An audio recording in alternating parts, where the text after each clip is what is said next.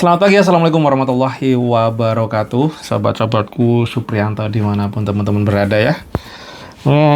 Pagi saya tuh habis nemenin Mas Bumi untuk latihan ya pelan-pelan sebisanya, yang dikasih PR coachnya apa. Kebetulan Mas Bumi pagi ini nggak sekolah karena lagi belajar di rumah. So salah satu hal juga yang coba tak belajar istiqomahkan adalah ya pembelajaran skill dasar-dasar yang diajarkan, karena cenderung saya sendiri nggak paham, nggak ngerti dan nggak punya pengetahuan tentang sepak bola teman-teman. Dan alhamdulillah Bumi ini sukanya bola, saya sebagai orang tua saya coba support sebisanya, semaksimal mungkin yang kami coba bisa gitu teman-teman, dengan segala macam keterbatasan dari ya, budget, waktu, ilmu, knowledge, pengetahuan. Saya runut ke belakang, saya ini dari kecil nggak ngerti mau ngapain di ke depan, bahkan mimpi pun saya tuh nggak berani. Saya dulu pernah suatu saat di zaman dulu itu sering dengerin sandiwara radio. Saya akhirnya punya cita-cita mimpi pengen jadi pendekar, pesilat gitu ya. Ya mungkin kalau teman-teman banyak juga yang saya perhatikan di sosial media banyak sekarang ini yang dengan bangganya mereka ikut. Wah, itu mungkin juga dari mimpi-mimpi apa yang ditonton, apa yang dilihat ya. Banyak yang persilatan-persilatan yang ada gitu ya. Yang mereka saya pantau, mereka dikontenin segala macam ya, mungkin dari situ ya, kayak saya dulu. Tapi kalau dulu saya tuh masih dalam mimpi, kalau mereka sekarang udah menyatakannya dalam realitas yang ada, walaupun tinggal di desa, di kampung bahkan sudah mulai ada seperti itu teman-teman. Dan ini saya akhirnya coba ambil pembelajarannya bahwa sebenarnya saat kita pingin berhasil di masa yang akan datang, itu tentunya di starting from dari kecil gitu. Nah, salah satu halnya adalah kita support potensi apa yang ada yang diberikan Tuhan. Minimal potensi itu bukan suatu keahlian sudah jago, tidak, tapi kesukaan di mana. Terus itulah yang coba saya arahkan. Walaupun realitasnya hidup ini tidak bisa selalu memilih yang suka, tapi pendasaran saya, kira-kira yang anak-anak itu ada kemauan, ada apa, ada asal itu hal positif ya, saya coba support. Ya kalau saya bilang hobi lah, karena kenyataannya rasa hidup memang hidup tidak selalu sesuai dengan hobi, bahkan hobi pun tidak juga bisa diterapkan dalam hidup yang nyata gitu. Tapi saya berdasarkan di situ dulu, saya coba pilihkan dari berbagai. Saya lihat ya gini, Bumi ini anakku, dia sukanya petakilan. Jadi bahkan waktu TK nilai tertinggi itu apa? Ya karena skill atletisnya tuh apa bahasanya itulah. Pokoknya istilahnya ya suka lari, suka nilai tertingginya di situ. Bahkan kelebihan itu waktu itu sekolahnya walaupun sekolahnya biasa gitu, saya bilang apresiatnya bagus nih. Jadi setiap anak sejatinya punya kelebihan masing-masing. Ada yang kelebihannya menggambar, bernyanyi, menulis, membaca, salto ibaratnya kayak gitu ya. Dan justru kelebihan itulah diapresiasi. Jadi nilai itu bukan dinilai dari kemampuan, nilai tertinggi semua rata-rata, bukan. Tapi justru setiap anak dikasih apresiasi nilai tertinggi untuk hal yang mereka kelebihan mereka.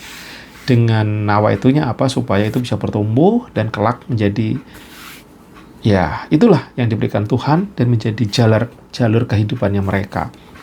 Itulah kurang lebihnya. Ataupun juga bisa jadi mimpi-mimpi yang disupport. Nah, setelah sekian lama saya coba perhatikan, Bumi ini kemana sih sebenarnya sukanya. Karena dari anak-anak itu kan masih bolak-balik. Bahkan jangankan anak-anak, orang seusia saja bisa berubah-ubah loh, kesukaan ataupun hobi atau apanya gitu ya. Nah, tetapi saya dulu bingung, saya mau kemana, mau ngapain, kelebihan saya sendiri aja nggak tahu zaman dulu ya. Nah, saya berharap anak saya nggak seperti itu. Karena apa? Impact-nya saat saya tidak punya sesuatu yang keahlian yang benar-benar saya suka, saya paham betul yang saya bisa betul di diri saya gitu. Akhirnya terjadi keminderan teman-teman. Yang terjadi saat kayak saya SMA, saya dulu nggak ngerti kalau saya dibully. Dengan bahagianya dibully tapi bahagia gitu. Nah, tapi setelah saya sadar, anjir, saya dulu dibully dong. Saya dicela dong. Saya dari kampung, desa, dipanggilnya Jawir. Panggilan Jawir itu adalah kata-kata hinaan.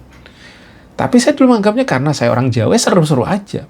Bersyukurnya saya dulu nggak paham. Kalau paham, tapi satu titik ya akhirnya saya paham juga bahwa oh, saya ini dicela, dihina dengan kata-kata itu, bahwa saya dari anak kampung dicela. Nah, gitu ya. Bahwa saya dari desa. Nah, satu sisi, celaan itu pun saya dulu justru membuat saya minder. Karena apa? Saya dulu dari kampung, nilai saya bagus, saya juara kelas, masuk Jakarta, jeblok. Karena ujung-ujungnya setelah saya sadar, wah iya saya ini dicela, dihina di sini, nggak punya teman segala macam. Nah, kalau andaikan saya punya cara pandang saya sudah berbeda, saya udah paham, saya punya kelebihan. Saya dari kampung, saya dulu paling jago apa? Lari. Karena tinggal di kampung, saya di pegunungan, naik turun gunung lari. Saat saya tes di sekolah itu, sesuatu yang paling cepat ya tes saya adalah lari. Teman-teman saya yang anak Jakarta lewat. Ya karena setiap hari saya lari ke sekolah, ngejar mobil, kalau ada mobil, kalau nggak ada mobil saya jalan kaki, puluhan kilometer. Ya mungkin kalau teman-teman ngelihat sekolah saya SMA, SMP di kampung itu ya bisa dilihat di YouTube saya sebelumnya, teman-teman. Ya kembali lagi, terus kemarin saya ngobrol lagi ke salah satu ya coach lah, yang udah mengerti bola, yang sudah lama berkecimpung, dan beliau dari bawah gitu, usianya sih masih muda, dan saya tanya, sebenarnya apa sih bola itu gitu ya. Nah, sebenarnya salah satu kuncinya satu Pak gitu, repetition. Dasar-dasar bola dikuasain dan lakukan repetition. Nah, kok ini nyambung dengan sesuatu yang selalu saya ucapkan, yang selalu saya camkan dalam pikiran saya, bahwa saya ini kan sekarang cenderung belajar jadi wirausaha. Saya jalanin, saya ini. Dan semua itu saya bukan kemampuan saya bisa. Knowledge terbatas, budget terbatas, saya kacau balau. Cuman saya pegangan saya satu. Orang dagang, orang jualan. Ya sejatinya kan mental entrepreneur itu salah satunya apa? Yaitu repetition. Pengulangan. Saya nggak bisa jualan. Masa iya saya jualan 1 kali, 2 kali, 3 kali, 100 kali, 1.000.000 kali, nggak bisa kemampuan juga. Dengan gaya saya, dengan style saya, dengan macam-macam yang diremake menjadi cara untuk berjualan. Saya dulu nggak ngerti bagaimana berjualan online. Remuk, hancuran. Akhirnya saya ketemu jalan. Saya ketemu salah satu orang yang memang sudah ahli, sudah terbiasa di digital marketing. Bahkan saya nggak punya uang pun berani bayar 1 bulan 4 juta waktu itu untuk sekedar beliau yang menjalankan iklan saya. Dari situ saya baru belajaran. Wah, iya ya. Lama-lama saya mulai ngerti, oh cara iklan begini, teknik begini. Ketemu juga jalannya. Yang tadinya nggak ngerti, terus saya tiba-tiba ketemu orang yang udah memahamkan saya, punya nyali, mengasih contoh dalam sehari saya iklan 10 juta. Budget iklan 1 hari 10 juta, bayangkan. Saya nyubi mengeluarkan 100.000 aja. Tapi setelah dikasih data, saya muncul keberanian. Oh, iklan itu ada hasilnya. Yang penting caranya. Nah, lagi-lagi prakteknya tak seindah di itu, teman-teman.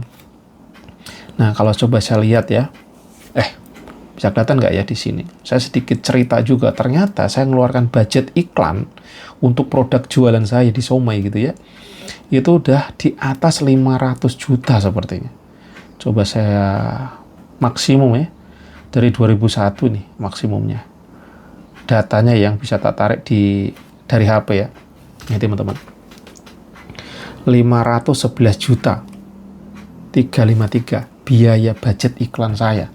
Saya nggak punya modal, nggak punya duit untuk bayar iklan. Tapi saya paksa dari hasil penjualan itu saya sisihkan untuk ngiklan. Tuh, 511 juta. Kerja apa yang bisa mendapatkan uang saya begitu? Saya sebagai seorang manajer di kantor. 2001 sampai 2024 sekarang. 2021 sampai 2023. 2 tahun lebih ya, 2 tahun. Misalkan 2 tahun, itu berapa bulan tuh? 24, Januari, Februari, Maret, April, Mei, Juni, Juli, Agustus, September, Oktober. 24 tambah 10, 24 plus 10, 34. 512 juta dibagi 30 berapa tadi? 24 tambah 10, 34. Nah, artinya 15 jutaan per bulan. Bener ya? Kalau dikalkulat kasar atau 15 jutaan ya? Bener 15. Modal iklan saya gendeng ya, 15 juta. Tapi itu dulu-dulu karena kenapa bisa gede gitu? Karena dulu-dulunya budget saya memang gede. Kalau sekarang ya sekitar 50.000 plus sedikit lah. Karena saya udah nggak begitu ini banget ke iklan, karena cenderungnya boncos gitu. Tapi yang saya ingin nyatakan adalah bahwa reputation, saya pun berani mengeluarkan budget karena udah paham, udah ngerti. Nah, saya tarik lagi ke masalah bola. Ternyata saya tadi ngomongin masalah entrepreneur, itu pun juga perlu yang namanya reputation, pengulangan. Bahkan sekolah, belajar, hidup ini kan sebenarnya pengulangan-pengulangan yang kita lakukan. Jago makan, jago minum, jago tidur, jago jalan-jalan adalah reputation. Oh, saya bilang, Kamakut tadi saya sambungkan. Sejatinya hidup ini adalah memang kalau untuk kita jadi ekspor, lakukan reputation unlimited kalau bahasa saya. Reputation is a king. Bukan cuman content is a king, zaman now, ternyata reputation is a king. Contoh nyata lagi, saat ini saya lagi belajarin, kalau teman-teman mantau video-video saya tentang TikTok affiliate, yaitu saya harus konten sebanyak mungkin, tetapi nggak cukup di situ, saya harus konsisten everyday. Baru nanti akan menemukan satu titik di mana saya dipercaya kayaknya dari TikTok, saya dikasih view audience yang bagus dan bisa menghasilkan bagus. Oke, yang saya dapat saya berapa sekarang? Ya dalam sehari dari kecil dari 1.000, 5.000, 20.000, 30.000, 50.000, saya tertinggi di kisaran 200.000 per hari, tapi belum stabil. Karena saya pun juga naik turun. Nggak bisa konsistensi misalkan berapa puluh video per hari gitu, belum. Nah, di sini ternyata saya untuk bisa mendapatkan perharinya segini juga diperlukan reputation, pengulangan, dan pengulangan. Karena kalau dari pengulangan, alam bawah sadar bermain, nggak perlu banyak mikir, itu ternyata udah tek-tok. Nah, kalau saya perhatikan tentang bola, kalau yang disampaikan tadi bener juga ya. Lo mau jago nendang bola yang bener, lakukan latihan tendang bola sebanyak-banyaknya, unlimited, konsisten, everyday. Nah, ya kalau bisa unlimited bebas gitu, sampai sementok kemampuanmu per hari berapa, mau 100 tendangan, 200 tendangan, 1000 tendangan. Itu pun yang dilakukan Ronaldo. Beliau kalau yang saya pantau bukan terlahir sebagai sepak bola yang jago, tapi beliau punya niat, motivasi, semangat yang luar biasa, akhirnya melakukan reputation everyday. Yang hanya dia berapa yang tahu. Kalau saya tadi detailnya berapa nggak paham. Cuma saya pantau, makanya dia jadi seorang superstar, jago sepak bola, kemampuannya di luar nalar. Bahkan dibandingkan orang-orang lain, dia yang paling disiplin, paling gila, paling konsisten. Hasilnya lihat sendiri, dahsyat. Beda sebagai seorang Messi yang terlahir memang sudah punya kelebihan kecepatan luar biasa. Tinggal dipoles, latihan, makin jos juga. Tapi beliau terlahir seorang yang dari kecilnya ada problem hormon pertumbuhan segala macam. Tapi satu sih diberikan gift sama Tuhan, kehebatan luar biasa, plus dipoles. Jadilah lebih gila. Kalau Ronaldo sisinya adalah beliau seorang yang sangat jago, tetapi jago karena memang melatih diri, konsistensinya luar biasa, reputation-nya juga jos. Nah, benar teman-teman, sejatinya ya hidup itu, mau bidang bola, mau bidang sekolah, mau belajar. Bahkan saya dulu juga dari nol, nggak ngerti IT. Saya kerja di IT, dari bukain PC itu bahagianya luar biasa. Bisa bersihin komputer pakai debu-debunya aja itu bagi saya, wow, amazing. Saya nggak sekolah di IT, nggak kuliah di IT, saya belajar terus, sampai saya paham betul di mana tempat hard disk, cara masang RAM, kalau error ini muncul ini artinya apa. Ternyata apa itu semua? Repetition, teman-teman. Setelah saya repetition, saya ahli di situ. Saya dibilang ahli apa? Standarisasi, bongkar PC dari nol sampai jadi, sampai install, sampai program di luar kepala. Karena sudah terjadi repetition unlimited dan begitu pun dibayar. Gitu ya. Terus contoh lagi, saya handle komputer server namanya. Ada 2 operating system ya. Ada Linux, Windows. Linux itu basisnya juga ke Mac. Mac itu juga basisnya sebenarnya dari Linux ini. Turunnya Linux yang utama bahasanya apa? Udah agak lupa saya. Nah, Linux itu bagi kebiasaan orang susah. Karena apa? Command, line. Jadi, kayak di command itu bahasanya apa ya? Kalau di kan layar, Windows itu layar, tinggal kayak gitu ya, klik-klik udah kelihatan. Nah, itu komen. Jadi yang tanda hitam, putih, kode-kode gitu. Nah, bagi orang pada umum itu luar biasa susah. Saya pun sama. Tapi kalau setiap hari saya hadapi problemnya ini, itu kecepatan. Perintah cepatnya itu lebih cepat daripada layar desktop. Layar laptop, desktop, PC. Karena dia sebenarnya perintah di dalamnya perintah ini menjalankan gambar yang entah gambar Windows, gambar ini yang lebih mempermudah bagi kita seorang awam. Tapi sebelum memerintah itu, sebenarnya yang bekerja di belakang layar adalah komen ini. Nah, kalau saya sebagai orang yang server itu komputer besar yang menampung data-data ini, entah data Google segala macam, sesuai kita ya gitu ya, atau perusahaan kita. Nah, yang bergerak tuh ini dulu nih.